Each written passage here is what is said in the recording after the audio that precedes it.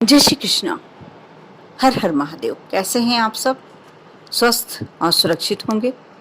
दोस्तों, अपने जीवन में कभी ना कभी अनुभव अवश्य किया होगा। जैसा हम सोचते हैं, सुबह उठते से ही जैसे हमारे विचार हमारे मन में आते हैं, हम अपने लिए दूसरों को वही करते पाते हैं।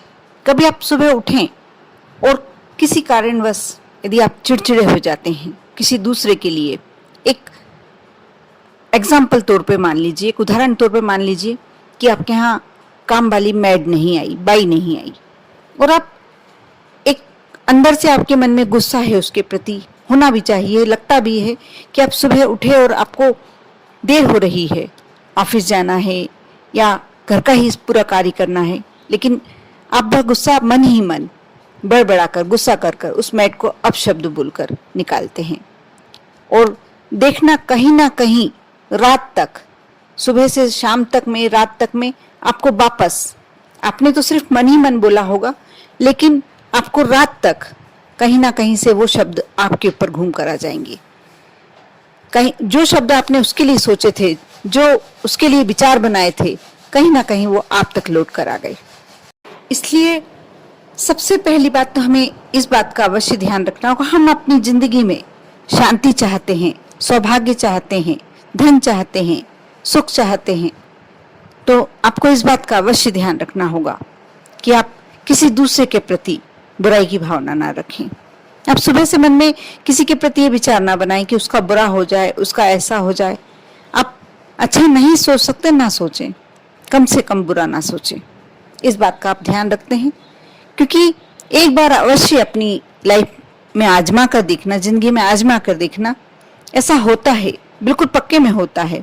आपने अनुभव नहीं किया होगा एक बात अलग है, ये करके देखना, मन में कभी सोचना, किसी के प्रति गुस्सा करके देखना, आपको दिन भर में कहीं ना कहीं आप पर वापस लौटता हुआ दिखाई देगा।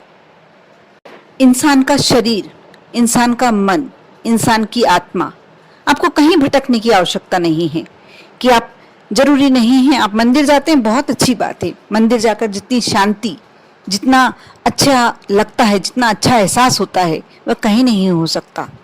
लेकिन यदि आप किसी कारण से मंदिर नहीं जा पाते हैं, समय का अभाव है या नहीं है आपके पास ऐसा जाने का साधन, दूर है मंदिर, तो कोई बात नहीं, लेकिन आप अपने घर में ही अपने शरीर को ही एक मंदिर बनाकर देखना।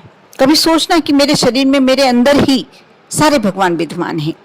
आप जब भी राम जी का, यदि आपके इष्ट हैं, तो राम जी को भोग लगा रहे हैं, ऐसा कहकर उनको सबसे पहले उनको समर्पित कर कर स्वयं भोग लगा के देखना, स्वयं खा के देखना, लगेगा कि हाँ, मेरे अंदर भगवान ने ग्रहण कर लिया।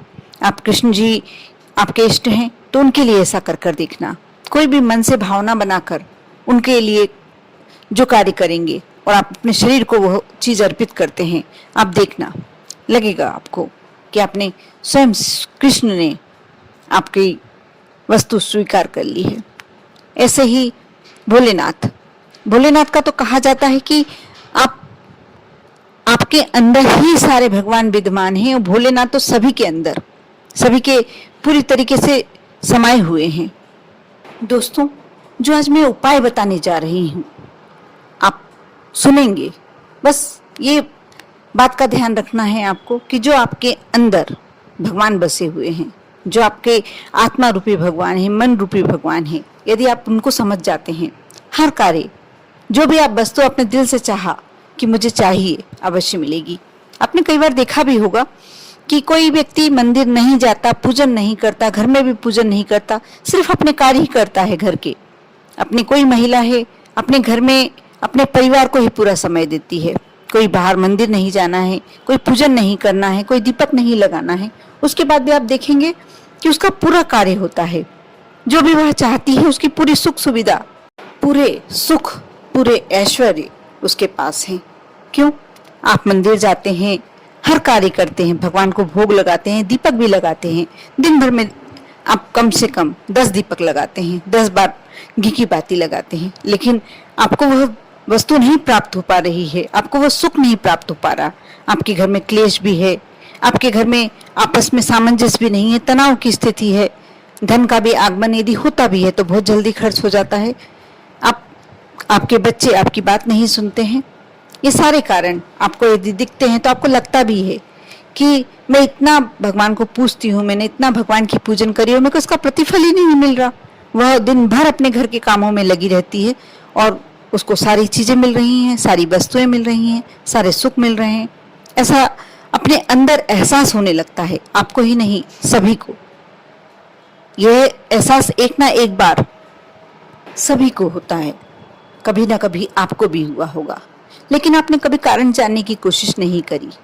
जो महिला अपने घर को पूरा दिन दे रही है, पूरा समय दे रही है, वह भले ही भक्ति नहीं कर रही हो, भले ही मंदिर नहीं जा रही हो, भले ही दीपक नहीं लगा रही हो, लेकिन कहीं ना कहीं अपने अंदर बैठे हुए भगवान को पूजन कर रही है, उसे पूरा तृप्त कर रही है, अपने घर के परिवार के लोगों को पूरा तृप्त कर रही है, हर इच्छाएं, हर मनोकामनाएं उनकी पूरी कर रही है। बस यह जानती है वो कि कहीं ना कहीं मेरे अंदर भगवान है और मुझे यदि बाहर के लिए समय नहीं मिल पा रहा, कोई बात नहीं, मैं अपने अंदर के भगवान को भी पूज सकती हूँ और मेरी सारी इच्छाएं वहीं से पूरी हो सकती हैं। इसी प्रकार जो मैं आज में उपाय बताने वाली हूँ, ये ऐसा ही कुछ उपाय है। आप सुबह जब उठते हैं, स्नान के लिए जल भरते हैं, आपको कोई मंत्र नहीं पढ़ना, कोई पाठ नहीं करना, कोई पूजन नहीं करना, कोई दीपक नहीं लगाना। आप जब स्नान के लिए जाते हैं, स्नान करने के लिए बैठते हैं, उस समय आप अपने अंदर सोचिए कि शिव मेरे अंदर विराजमान है।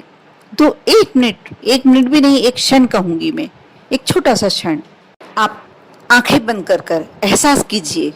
आपको ये वॉशरूम में ही करना है।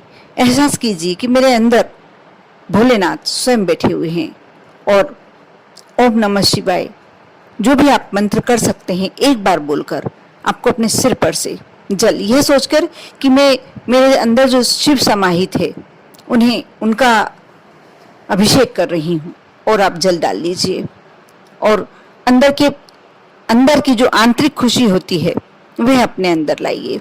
आप देखना, सिर्फ आपको यही करना है, बस दिन भर में एक बार। उसके बाद आप जो पूजन करते हैं, पाठ करते हैं, उसके लिए मैं ना मना करूंगी, ना कहूंगी कि आप यह करिए या मत करिए, बस आपको यही करना है। आप यह कर लेते हैं, आप देखना वह दिन आपका कितना अच्छा जाएगा। कितनी, ना आपको कुछ मांगना है, ना आपको कुछ बोलना है, सिर्फ अपने अंदर बैठे हुए भोलेनाथ को एक लोटा जल समर्पित करना है। उसके बाद आप जैसा स्नान करना चाहें वैसा स्नान करें, जो करना चाहें वैसा करें, लेकिन एक बार अपने अंदर बैठे हुए अपने भगवान को पूज कर देखिए। बस इतना ही उपाय था, इतना छोटा सा उपाय था, लेकिन जो भी व्यक्ति कर लेता है, मानकर चलिए जिस दिन आपने ये कर लिया, आपका वह दिन तो बहुत ही सर्वश्रेष्ठ निकलने वाला है। जो भी आपको कभी तनाव का तो लगेगा नहीं, आप उस दिन अपने आप को तनाव मुक्त महसूस करेंगे और उस दिन का दिन इतना अच्छा निकलेगा। आर्थिक रूप से भी आपको कहीं ना कहीं से कोई खुशी जो अवश्य मिलेगी। जो भी आप चाहते हैं, जो भी आपके मन के अंदर की इच्छा है, अवश्य पूरी होगी। ऐसा नहीं कि आपको उस समय अपनी इच्छाएं बोलना है, कुछ नहीं करना आपको। बस जो आप सुबह उठते से खुशी का अनुभव करना चाहते हैं और जो रात्रि में सोते तक आप एक खुशी का अनुभव करना चाहते हैं, वह खुशी सारी आपको अवश्य प्राप्त होगी। कोशिश करें आप दिन भर में किसी से अपने बातचीत द्वारा किसी को कष्ट न दें, दुख नहीं पहुंचाएं। देखना, सिर्फ इतना कर भर देने से आपके दिन कैसे बदलने लगते हैं। आप लगातार 7 दिन ये उपाय कर देखें, उसके बाद आपको अच्छा लगे तो कंटिन्यू करके रखें। आप पर और आपके पूरे परिवार पर भोलेनाथ की कृपा हमेशा बनी रहे। ओम नमः शिवाय। आप एक बार यह उपाय सोमवार के दिन से शुरू करिए, जो सोमवार कल पड़ रहा है। मैं चाहूंगी कि ये उपाय आप कल से ही शुरू करके देखिए और 7 दिन तक कंटिन्यू करके देखें। आपको लगेगा कि आप में बहुत कुछ पॉजिटिव हो रहा है। ओम नमः शिवाय।